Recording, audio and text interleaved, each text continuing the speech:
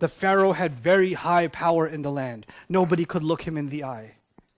And he had broken his population into groups that hated each other. What are the two groups you already know about that hated each other? The Israelites and the original Egyptians. And he kept them apart from each other. And this also teaches us the Pharaoh, in order to remain a dictator, he wanted to make sure different groups of people in his country hate each other. And that way they won't ever stand together and stand up for their rights together, because they're too busy doing what?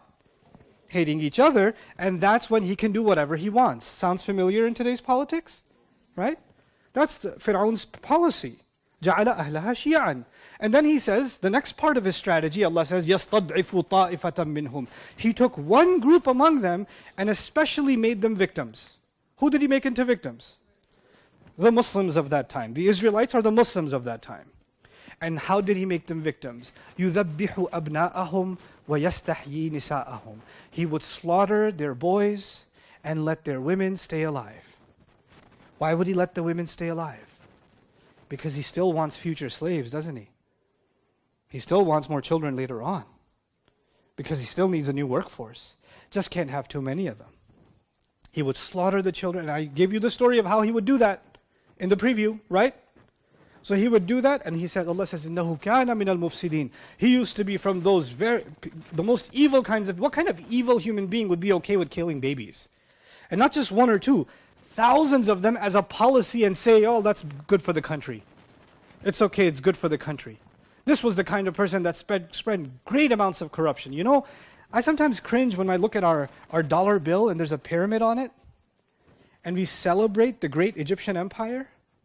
When I look at, courthouses and governor mansions and things like that, if you notice, governor mansions, they have columns that are bulgy in the middle and then skinny on the top and bottom. Have you seen those?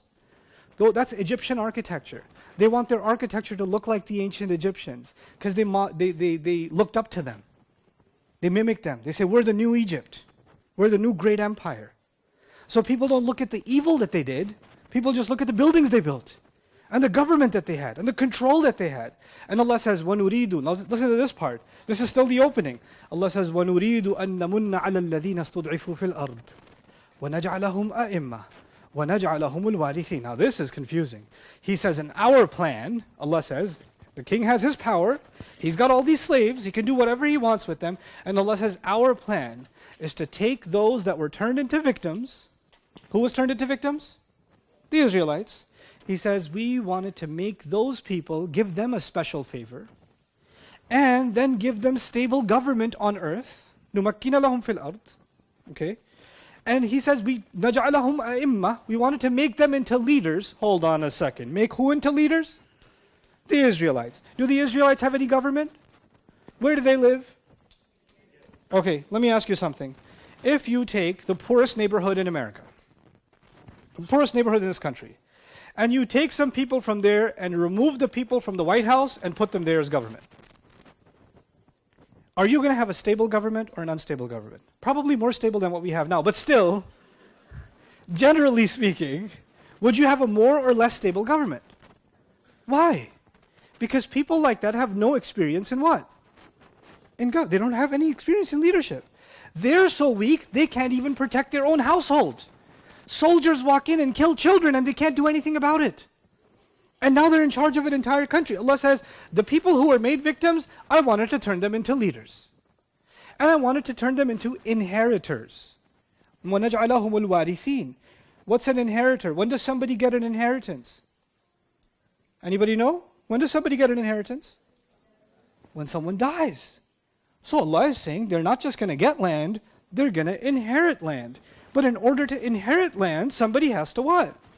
Die. Allah is saying in the opening, I'm going to make the Pharaoh die.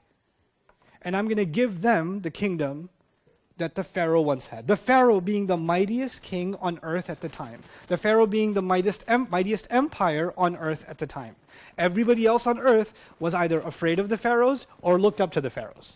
Princes from around the world, in different countries and different cultures, the princes were sent to Egypt to get a higher education. They were the Harvard and the Yale and the Oxford of that time. This is where higher education used to happen. And Allah says, I want to replace them with these slaves. That's the opening. And he says, وَنُمَكِّنَ لَهُمْ فِي الْأَرْضِ. Not only will I give them government, I will give them stability. That's the part that's wild to me. Even if you have power, if you don't have experience, you're not going to have what? Stability. وَنُمَكِّنَ لَهُمْ فِي الْأَرْضِ. And then he says, وَنُرِيَ فِرْعَوْنَ وَهَامَانَ وَجُنُودَهُمَا مِنْهُمْ مَا كَانُوا يَحْذَرُونَ. And my intention was to show the Pharaoh with his own eyes. And my intention was to show Haman. Haman is his general, his commanding officer. I wanted to show the Pharaoh and Haman and their armies everything that they used to be scared of. That's the last part of the opening. Allah wanted to show these people what they were what? Scared of. But the Pharaoh has all the power. He owns the military. Why is he afraid? Because when he goes to sleep after killing all those children, or when he goes to sleep every night after keeping people as slaves, he's afraid one day these people will what? They're going to wake up and they're going to kill him. So even though he has power, he's paranoid all the time. He's scared all the time. He looks like he's powerful. And this is Allah's way of telling us what happens with bullies. Bullies and people who oppress other people, they may look tough on the outside and terrifying on the outside. Allah is telling us that they actually live in fear on the inside. You know what they're afraid of? Somebody standing up to them. Somebody realizing how weak they actually are and calling them out on it. They can't stand that. They're terrified of that idea.